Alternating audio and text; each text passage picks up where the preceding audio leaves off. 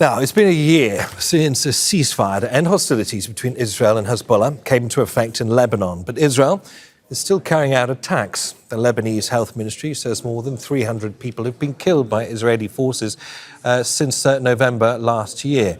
Nearly 1,000 others, including civilians, have been injured.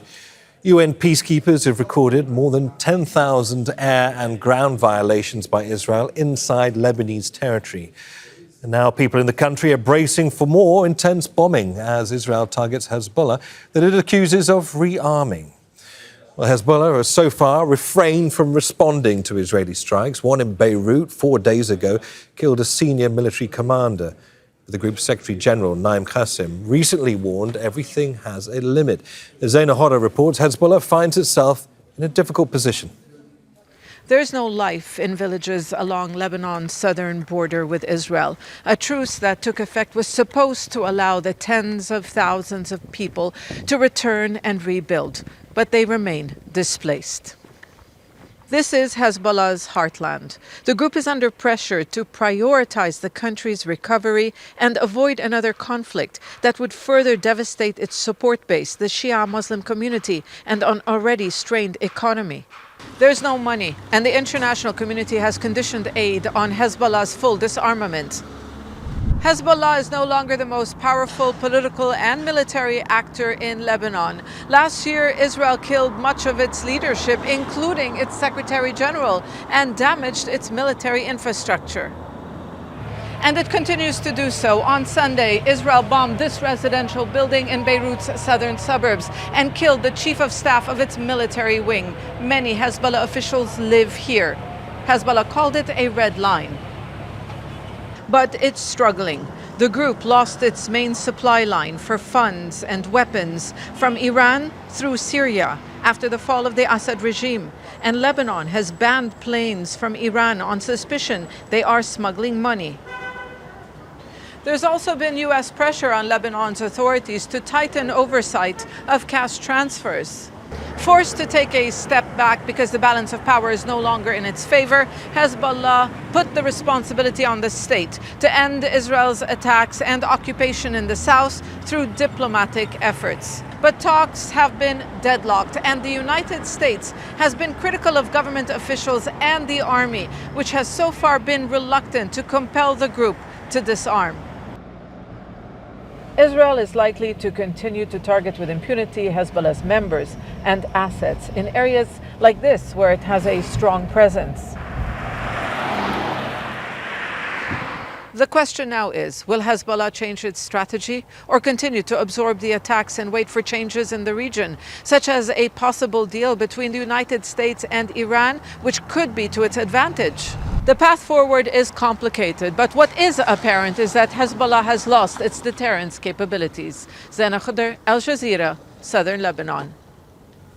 Sami Nader is the director of the Levant Institute for Strategic Affairs. He joins us from Beirut. A warm welcome to you, Sami. So the ceasefire took effect exactly a year ago. 331 people have been killed in the past year, say the Lebanese Health Ministry. UN peacekeepers have recorded 7,500 air violations, 2,500 ground violations, north and south of the Blue Line. Sami, when is a ceasefire not a ceasefire?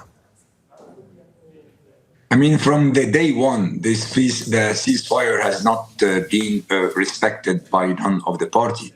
First of all, Israel did not stop its military operation. They conducted their military operation on a daily basis. On the other hand, Hezbollah refused to disarm, despite the Lebanese government decision to take the monopoly of force, in other terms, to disarm Hezbollah. This decision has been taken on August 5 and August 7 of the current year.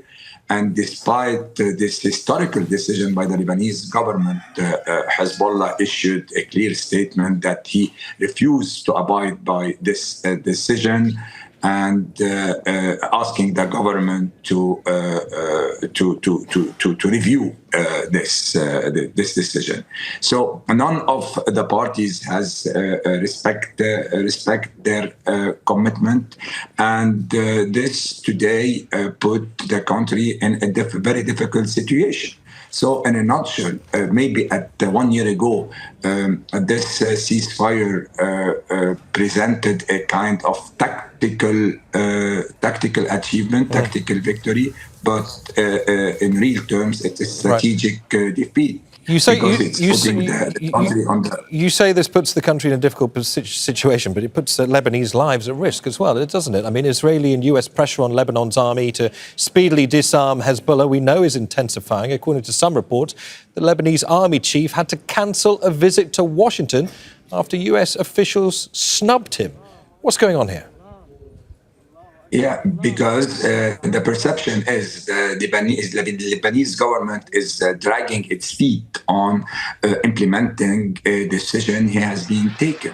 The question of disarming Hezbollah seems to be the central demand of the international community and the Arab community in order to unfreeze financial aid to Lebanon, and in order to pave the way for a real comeback of Lebanon in the international community, in the Arab community. This is where all objectives are aligned. Everyone wants the Hezbollah to be disarmed and not to end up in a country with two states and two armies. Let me jump in there, because in the meantime, as I said earlier, I mean, Lebanese lives remain at risk here. I mean, how likely is it that Lebanese armed forces, the Lebanese army, in the interest of self-defense, could respond militarily to these Israeli attacks? I think this would offer the excuse for Israel, or the pretext for Israel to conduct a huge military operation in Lebanon, and with all the catastrophic result that we have seen 1 year ago. 1 million people displaced, and total villages and swaths of Lebanon has been flattened.